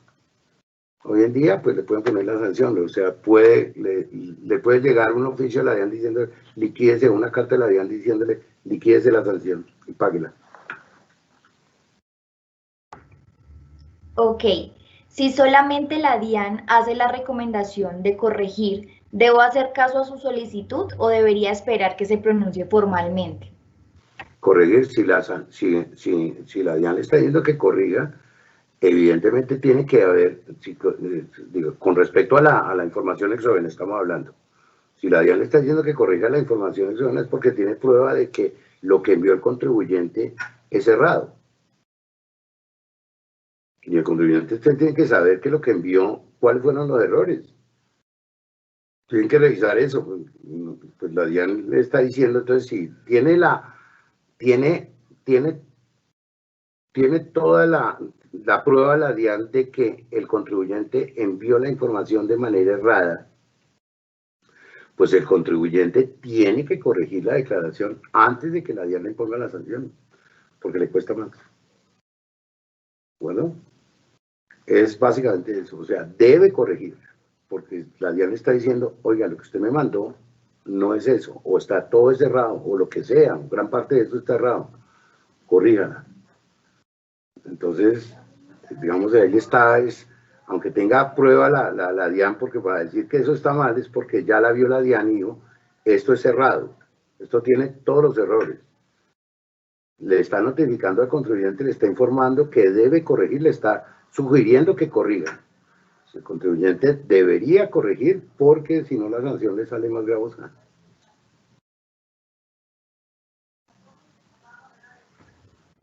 Ok, doctor. Es inevitable el pago de esta sanción por el año 2018. A nuestra empresa le aplican la máxima y sería 53 millones. Con los alivios, nos indica el plazo máximo, es noviembre del 2020. Sí, pues ese, digamos, hay como vimos digamos, aplicando el 640, digamos, sí podría llegar a ese mínimo, digamos, 53 millones de pesos en caso de que la sanción hubiera pasado no supere llegue al límite, a los 15.000 VTs. Entonces, aplicando todo eso, aplicando las reducciones del 651 y la gradualidad del 640, podría llegar a los 53 millones. Hasta ahí. Bueno, ¿y qué toca hacer? Pues pagar. Digamos, es inevitable, digamos, hay que puede hacer, es inevitable, porque lo otro es esperar entonces que le hagan el pliego de cargos. Si le hacen el pliego de cargos, ya no le quedan 53, ya le queda más alta. Si con ocasión al pliego de cargos, paga la sanción. Si espera a que le notifiquen la resolución, pues le sale más gravosa. La resolución sanción le sale más gravosa. Entonces, pues, en la primera, o sea, antes de que actúe la administración, antes de que le notifiquen el pliego de cargos, es la más barata. Si le notifican ya le sale más cara. Ok. Si yo sé que tengo errores en la exógena de años anteriores, ¿debería corregir ahora o espero a que las aguas se calmen? Uy. Uy.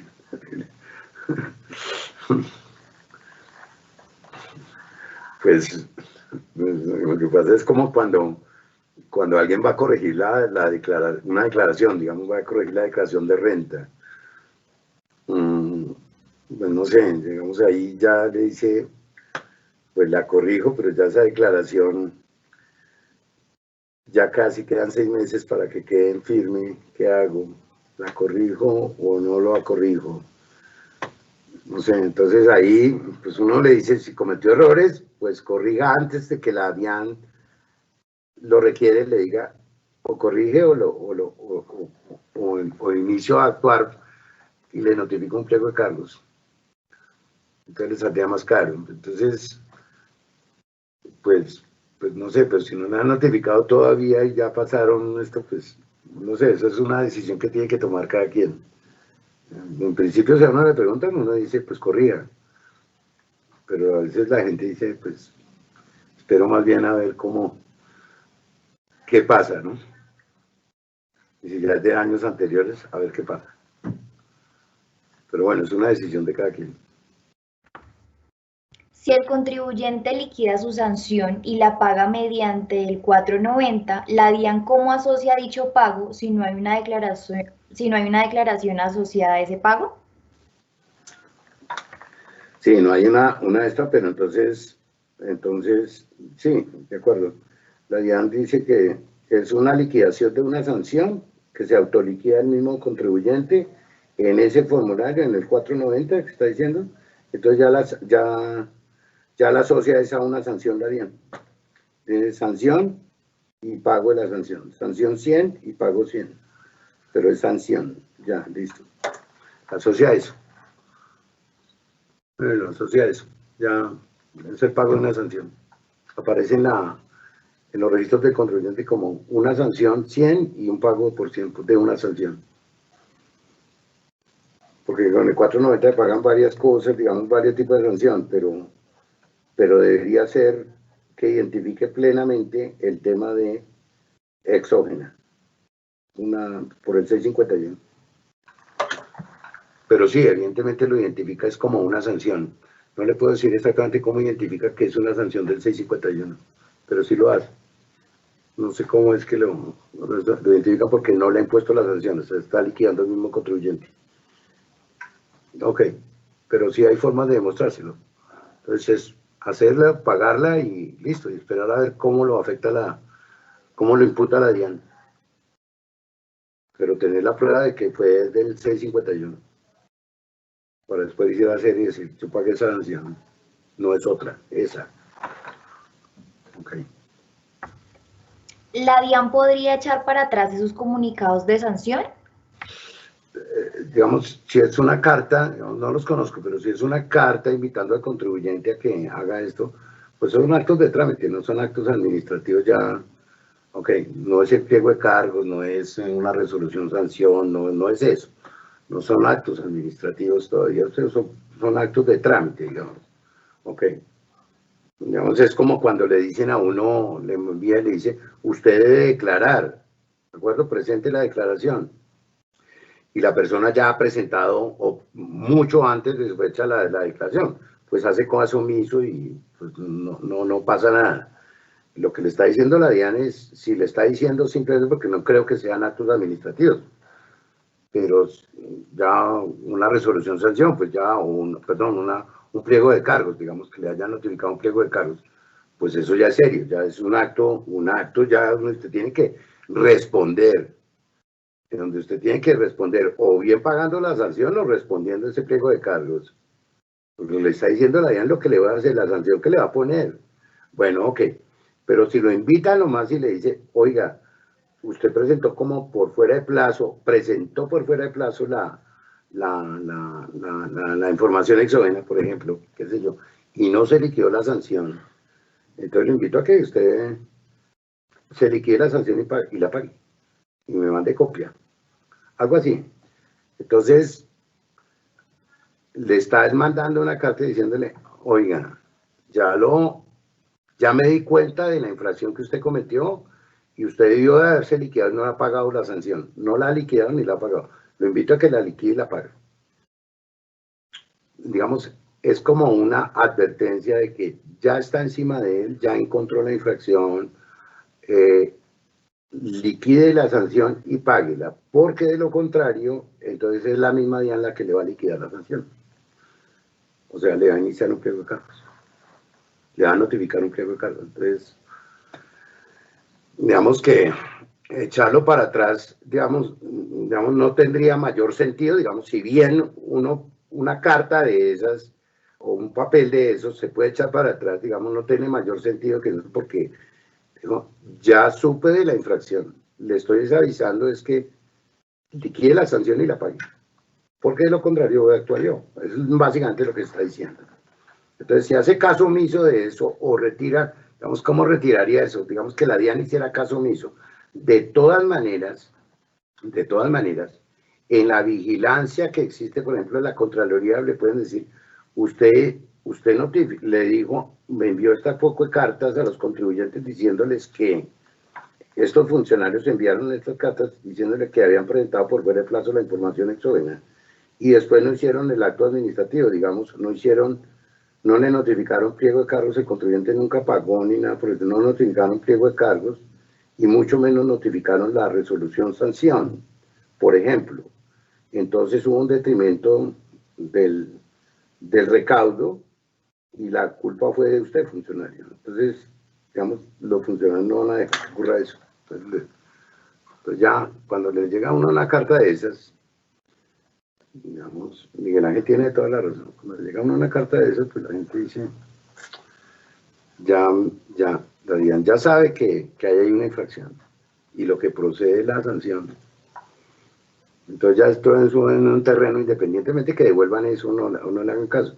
Es difícil que no le hagan caso porque por el control, la Contraloría, etcétera, las IAS, pues hay vigilancia sobre los funcionarios y las actuaciones de ellos. Entonces, pues no creo que simplemente digan, no, pues no haga caso entonces a la carta que yo le mandé. No creo, no creo, porque es difícil. es complicado. De todas maneras, tienen que cumplir una función y la cumplen, pues, independientemente del tema, digamos, que sea equitativo, que no nos parezca justo la sanción, que no es justa en muchos casos, no es justa, ¿de acuerdo? Pero, bueno, ellos van a actuar, es básicamente eso. No les queda otro remedio que actuar, no tiene otro remedio que actuar. Es eso. Bueno, el error en tipo de documento genera un reporte en la plataforma como archivo con error. Al corregir el tipo de documento se tiene que liquidar la sanción. Uy. Esto sucede cuando es una cédula y el informe le reporta como NIT. Uy, Dios mío. Sí, claro, sí, que ese tipo de cosas que está preguntando son absolutamente conducentes y son absolutamente ilógicas que le impongan sanción por eso. Con la objetividad que pregona la DIAN, entonces sí ameritaría, sí, de acuerdo al pensamiento de la DIAN, le dice, tiene que liquidarse sanción. Pues, ¿cómo así? Pues absurdo. Bueno, pero sí hay peligro que de pronto lo sancionen. Es que depende de, pues, personalmente digo, pues no amerita sanción eso. Pues absurdo. Ok. Pero como está redactada la norma, dice cualquier cosa, porque es objetivo. Infracción conlleva sanción. Se equivocó en una cosa, no, pues no me importa, ni voy a calificar si fue con culpa o sin culpa, lo que sea. La presentó fue con errores, se acabó el tema, punto, ya, sanción, liquidez la sanción. Es así, ¿no? Es absolutamente injusto, por ejemplo, ese error que está diciendo no debería ser sancionado. Escuché al principio que el formato 1220 se debe firmar por el contador. ¿A partir de cuándo se firma por el contador?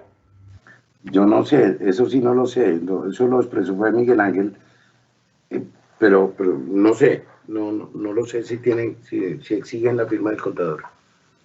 O sea, no lo sé, no sé. ¿Cuál es el procedimiento ese? Si tengo que corregir la declaración del año 2016 y ya me profirieron pliego de cargos, al corregir dicha declaración tengo que corregir el formato 1732. Esto me generaría una sanción por la sumatoria de los valores reportados en dicho formato. Hay un problema, claro, o sea, depende de la corrección, pero si la corrección es, o sea, la corrección y además ya está en notificar un pliego de cargos, entonces va a ser esa corrección. Entonces quiere decir que esa declaración estuvo mal presentada, que tienen serios indicios de que los valores que usted declaró, que la persona, el contribuyente declaró, no corresponden a la realidad. Y si eso afecta a la información exógena, pues la información que pasó en varios de estos formatos, entonces obviamente hay un encadenamiento de eso, etcétera, y podría incurrir también en corrección de la información exógena de ese año y adicionalmente con la correspondiente sanción. Por ahora, si solamente le notificaron la corrección de la declaración, corrija la declaración.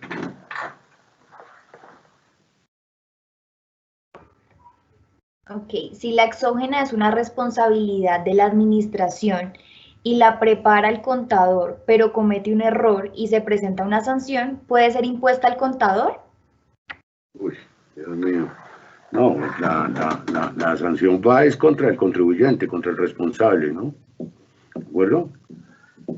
Contra el responsable, contra el obligado a la información exógena. A suministrar contra el contribuyente. Obviamente las repercusiones de firmar una información que no corresponde, pues ya es otra cosa. Es otra cosa sobre el profesional o el revisor fiscal que ha hecho eso. Pues eso es otra cosa. Pero sí, la sanción del 651 es contra el que tiene la obligación de suministrar, el contribuyente, responsable, etcétera, que tiene que suministrar la información exógena. Esa es la sanción del 651. Corregí el formato 2276 porque le había sumado las prestaciones a los sueldos. Las separé, pero el monto del pago no varió. ¿Esto genera sanción? Mire, ese ejemplo es bueno. Eso no debería generar sanción. No debe generar sanción. No debe generar sanción. No, yo digo, pues no, no se afectó absolutamente nada. Nada. Es absolutamente claro el tema de que ese, por ejemplo, eso no debe generar sanción. En principio no. Yo estaría ahí de acuerdo con que no se genera sanción ahí en ese caso. Porque si corrijo la declaración de renta, ¿debo corregir los medios magnéticos? Es la misma pregunta anterior. En esencia sí. Digamos, si hay corrección de la declaración y varía la información que había presentado de información exógena, necesariamente hay que corregir la información exógena. ¿Verdad? Entonces, ese es el problema de estas cosas. Como la información exógena está atada a renta y a IVA. Cualquier corrección de la declaración de renta, no solamente con la sanción que origina la corrección, tiene un efecto también en la información exógena y en el IVA. Entonces hay que tener mucho cuidado con eso. ¿No? Entonces, evidentemente la lógica lo que dice es información exógena, es corrección de la declaración de renta, se modificó todo esto, entonces la información exógena ya no es compatible, que presenté no es compatible con esta corrección. Entonces lo que quedaría mal era la información exógena que tiene que ser compatible con la nueva corrección. Por ende tocaría corregir también o sea, las consecuencias de eso son terribles, ¿no? Digamos, es lógico, pero es terrible. ¿Por un error es conveniente reemplazar todo el formato o solo de forma parcial? Yo lo haría de forma parcial. Uf, no. Si no, eso después se presta para cualquier cosa. Sobre todo estamos hablando fundamentalmente de la sanción. Pero, no, pues sí, o sea, es error, listo. Entonces, causa sanción. Pero que no le van a decir que es toda la información, o sea, que todo el formato. Digamos, es el error en 2 registros. Esos son, digamos, en sana lógica sería la sanción solamente por esos 2 registros. Por esos 2 registros que tienen error, no más. Por lo que valgan esos 2 registros, por el valor de esos 2 registros. Nada más.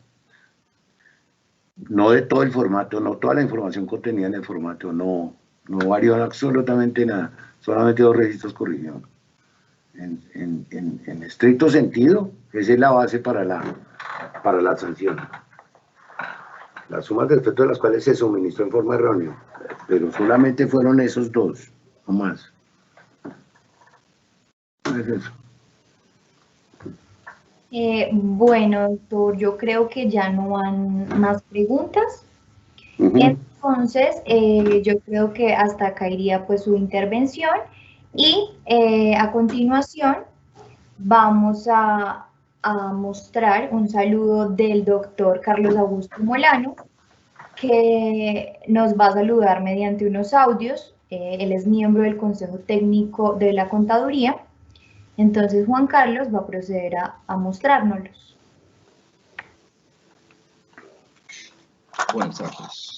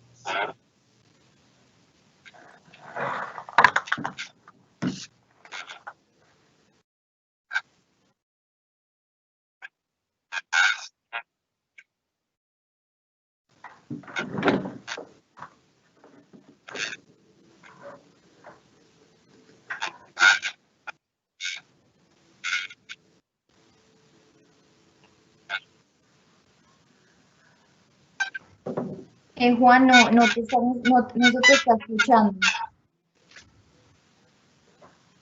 Dame un minuto, dame un segundo, ya lo vuelvo a colocar, por favor.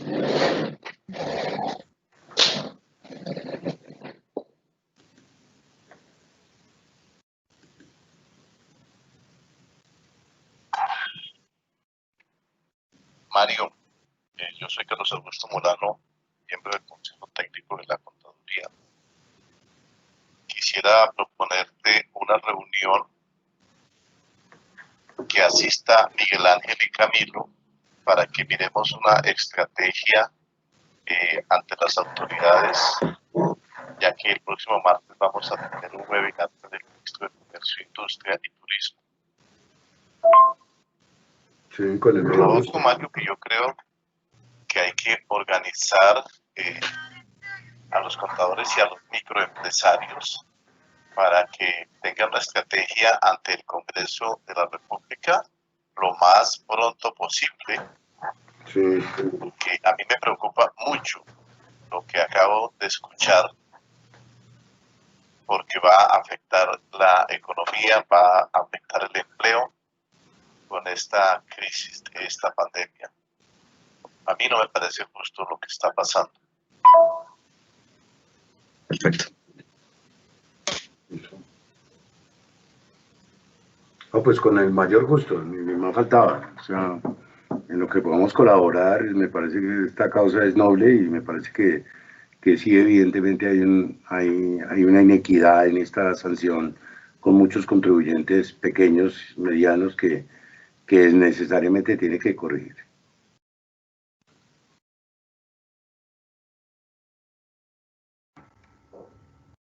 Claro que sí. Bueno, así será. Entonces, por el momento damos por terminada la capacitación. Muchísimas gracias a todos los que asistieron.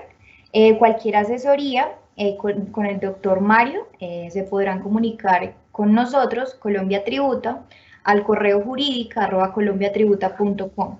Les recordamos igualmente a todos que el material y la grabación de esta capacitación será publicado en la página web, que es www.colombiatributa.com. Muchísimas gracias a todos y en otra oportunidad nos vemos y estamos haciendo capacitaciones seguido para que estén pendientes de la página. Muchas gracias y hasta una próxima.